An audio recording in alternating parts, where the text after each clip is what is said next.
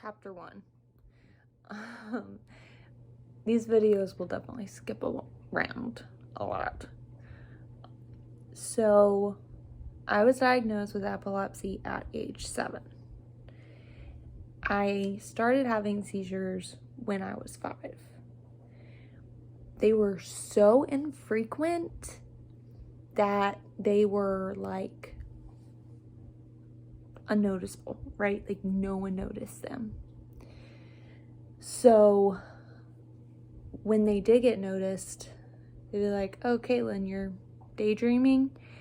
And that's what I started associating my seizures with, was a daydream, because I was like, okay, this is what a daydream must be, is your mind goes completely blank and you have a dream, because I do dream when I have a seizure, right? They're very short. But I was like, it's normal. So the only reason I know they started when I was 5 is we have a home video clip of me unwrapping a present, and I have a classic absence seizure while I'm unwrapping the present, and someone's doing like this, trying to get me out of my daydream, and they're like, "Hey, come on, we're unwrapping presents," and I'm like, "Oh, sorry, yeah, I was just, must have been daydreaming." And they're like, "Well, get back to unwrapping presents, this is no time to daydream." So that's why I knew they started when I was 5. When I was 7, they'd gotten to the point where they were so noticeable that Mom was like, "All right, yeah, we need to take her to the doctor because something is wrong or off." The beginning of my story, I don't remember a whole lot of, because like I said, I was really little, but I do remember Mama like putting me in the car and telling me that we were going to see the doctor. And doctor's trips, I mean, they listen to your heart and everything, so that's kind of what I figured it was going to be. And I went, and they hooked me up to an EEG machine, which, for those of you who don't know what that's like, I'll explain it. So I have really long hair, and I remember every EEG I've had in my life. Let's see, I've had epilepsy for 20 years. Okay, I'm gonna go with at least 40 EEGs. I'm gonna go at least 40. All right. So they take this dissolvable glue and they put it on like one end of a sticker, and they stick it to your head, and on the other end's a wire, right, that hooks up to a machine. And they put, I believe, 27 wires on designated parts of my head. First, they measure your scalp and draw, this is like not helpful to anyone, but I'm having fun doing it, and draw like a red erasable line of your scalp and your brain so they can tell where stuff is located from the outside. And it cracks me up because technology has come so far. We're so advanced now. Like, we can wear a heart monitor that used to be wires all over our chest. Now it's like this and just sticks and keeps up with our pace, right? And pills that we used to have to take that are like this big are now like this big or this big. But an EEG is still like something out of the movie Alien. I've never even seen that movie. I don't know. It's just like so big. So anyway, they asked me to blow like I was blowing out a candle. And I remember the table being really cold, and I had on my like little dress. It had little stripes on it, and I was wearing my Winnie the Pooh shoes, which are my favorite shoes. So classic little 90s kid, even though I was diagnosed in 2005. I was, still live in the 90s. And so I started blowing really hard, like I was trying to blow out a candle. I'm not going to do it right now, or else I would legitimately like have a seizure. So I'm not going to, because my seizures got so bad at around age 13 that they didn't have to like tell me to blow like you're blowing out a thing, or hold my breath, but they did all sorts of things, like, you know, hold your breath, blow out a candle, and then they got enough seizure reads on me, and they took off all the electrodes, and college students were there at UMC, and they saw that I was having an EEG done. And they said, the professor, I guess, I don't know, asked if I would mind if I had it done again so that his students could watch an EEG procedure. Mind you, I'm like 7. So I don't even know what's going on, but all I know is, like, being the youngest of the family, you kind of fight for attention a little bit. It's what you do, or it's what I did. So I was like, yeah, sure, like, Mama, is that okay if they put this glue back on my head? And they did the EEG again, and the student doctors like took notes on, I guess, whatever my reading was, whatever those little red lines meant. And he was like, all right, and I expect a paper on this, blah blah blah blah blah. And so they already knew I had seizures, but they hadn't told Mama and I, to my knowledge. Like I said, I was like 7. So it was really, we were like this dark basement area. Like, UMC hadn't stepped it up yet. To my knowledge, it's still a basement area that's cold and dark and damp, like where you go for that neurology. And they said, all right, yeah, she definitely has like something, and we're going to send her here. So what was supposed to only take like an hour took all day. And they sent me over to, I don't remember the name of my first seizure doctor, so I'm gonna call him Bob. Sent me to go see Bob. Bob said, you have absent seizures at 7. I was like, sweet, what do I do?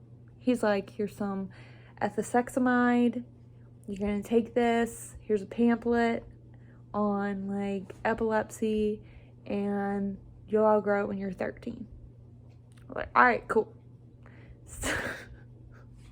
So I remember on the drive home, he must have given like way more information and explained it in a lot more capacity, because Mama was very quiet. And I'm over there like, I get to go home, tell my siblings I have something that they don't. At 7, your brain works in a way where like something like that would be kind of like getting the flu, right? Like, okay, the doctor told me I had a little something. I'm gonna go home and I'm gonna be all better, right?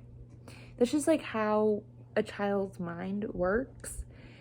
And that's one thing I learned from volunteering at the hospital, was that it wasn't just me. I wasn't like just a weird kid. A little kid can't comprehend the magnitude of what they're going through. And if they can't, they're geniuses, because I sure couldn't. I didn't know that this was going to affect me for like years.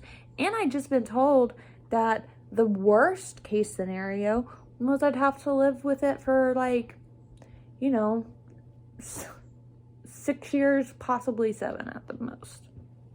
Okay, so it's like worst case scenario. So I was like, I have something that doesn't even like affect my life, and I'm pretty sure my brothers and sisters are gonna be jealous. I was a not a very good kid, as a little child. But anyway, that is all I remember about being diagnosed. And I wish I remembered more. I remembered details here and there. But I guess I wanted to talk about the mindset of like a kid and a little bit about the psychology behind that. When I volunteered, like there were kids being fed through a feeding tube, and as soon as they got done, or like through their arm, you know, like whatever antibodies that they needed, but they had the biggest smiles on their faces. And as a volunteer, your job was to make them like forget that they were in a hospital setting, and it was not hard at all. I would go in the room and we'd color photos together, and they'd tell me all about like how they were going to do this and they were going to do that, and they couldn't wait to fly a rocket ship, right? And you're sitting there looking at this child who, I'm going to just throw out a bunch of things. Okay. Paralyzed, cancer, epileptic, a growth, what's the word? It's a growth disease where you live, average lifespan is like 14. You live to be about 14. And if you make it past like 14, then you're like doing really good. Okay. I met a kid there who looked like he was 8, but he was actually like 17. So they're just living it up. They're just like building Lego sets. And one thing I noticed during my volunteering time is that these kids really, they want to just go play and have fun with their friends. And the condition that they have isn't affecting their mood that much. I think the most complaining I heard from one kid was she wanted her mommy, because some of these kids, I mean, their parents have to go back to work, and UMC is the biggest, like, best hospital in Mississippi, and she wanted her mommy because she had just thrown up, and her mom was like in Starkville, Mississippi, and I was the only one in the room with her. So I'm like cleaning up to throw up, and you know, ringing the little nurse bell to get a nurse in there to give her fluids and what she needs, and trying to talk to her and let her know, like, hey, I bet your mommy is like, she just loves you so much, and she wishes she was right here with you, and the nurses will probably let you call her soon. And, you know, like, you just try and tell the kid as much as you can to keep them positive about their outlook. A lot of these kids had, I guess, hired, they're not like actual nurses or anything, but people that will sit with your kid and watch them while you have to go to work, right? So your kid's tested, having tests done, but you have to go to work because you can't stay because your kid might have to be there a month to 2 months, but someone in Mississippi is available, and you might know them, you might not, but they can be with your kid 24/7, and it gives you a little peace of mind. That's basically what these people do. And unfortunately, a lot of those people I was slightly judging, which I shouldn't have been, because if I had that job, I would be making sure like these kids had the time of their life. However, these people did not seem to really, I mean, they took it like a babysitting job. They just watched and made sure the kid like didn't cry and texted the parent updates like, kid threw up, like, that's it. I'm like, this is not like what a mom or a dad does. Like, I know you're not the mom or the dad, but you need to be a little more involved. Like, I'm a volunteer and I'm doing more than you are. Like, I'm putting forth more effort than you are. And for those of you who like don't know this about me, when I started volunteering there, I was told that I would be a good what's it called? You're basically just a volunteer, but you learn just like the basic nurse essentials, like how to put an IV in, how to do like CPR, stuff like that, which I know how to do CPR. Everyone should learn it if you don't know how to do CPR. And everyone should learn seizure first aid if you don't know seizure first aid. Those are two very important things. So, what is it called? It's basically like a volunteer where child assistance or something.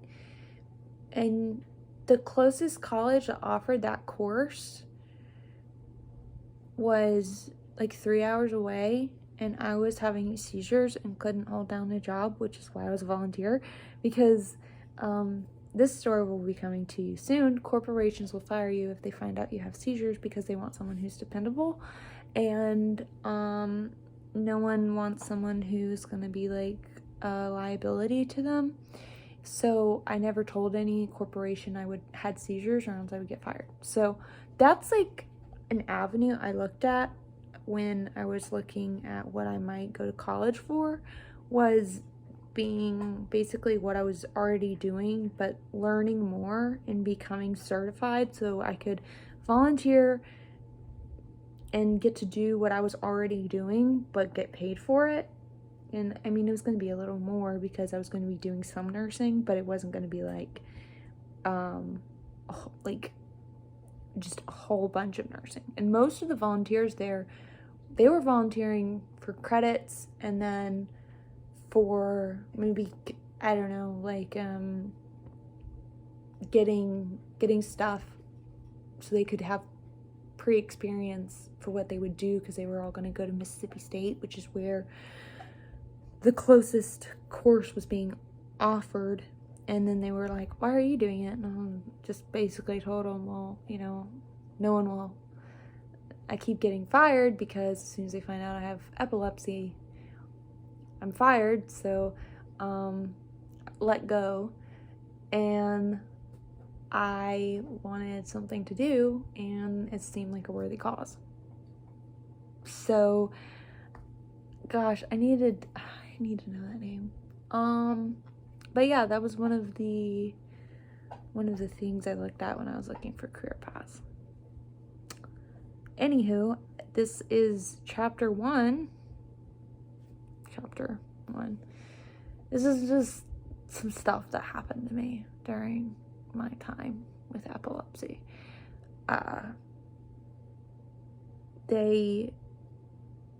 So that's like basically my diagnosis. I don't remember it. And there's some stories of kids who, if you're watching your child and you're like, oh my gosh, they must be just freaking out and all, they can feel the pain. I could feel the needles. Everyone can feel the needles. But as far as emotionally, they don't like know what's going on to the extent that we can comprehend as adults or teenagers.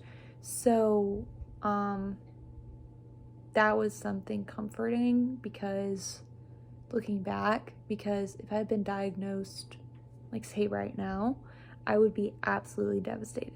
But because I was diagnosed when I was 5, it didn't like hurt or affect me. It was just like, all right, this is a thing. This is a new thing. And I'll learn to live with it. And I did. And if you have a child with epilepsy, I hurt for you. And I'm so sorry that you and your kid are going through this.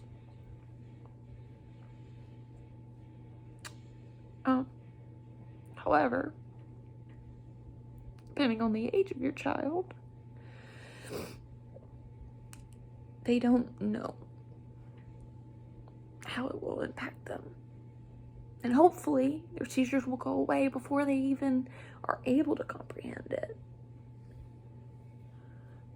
It doesn't take away the physical pain that they might feel.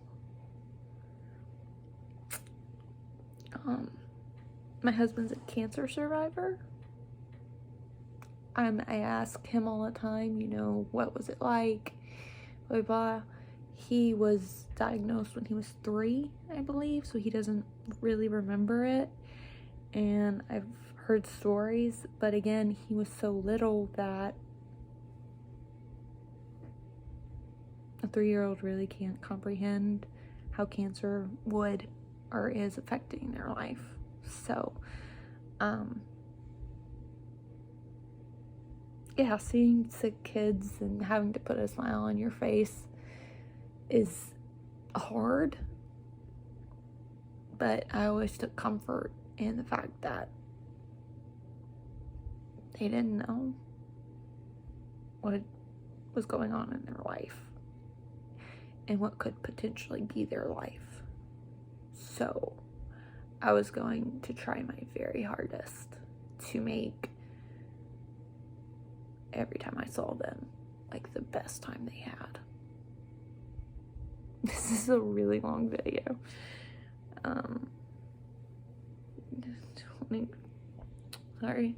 21 minutes long.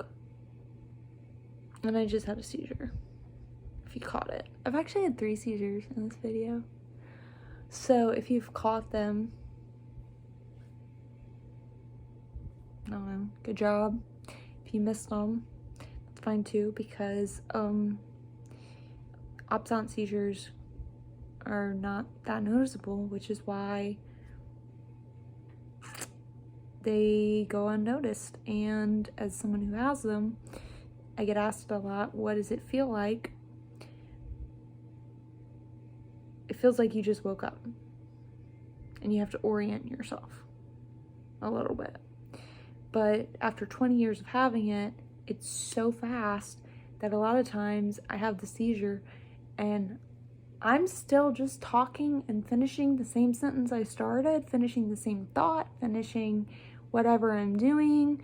And there are some things that are a little harder, math especially. Ooh, I'm gonna dive into that one. Okay. Anyway, thanks for all your love and all your support. Chapter 2 coming to you next. It's probably not going to be alphabetical, like chapter 1, chapter 2, chapter 3. It's just going to be things that I think are important. So, on to chapter 2.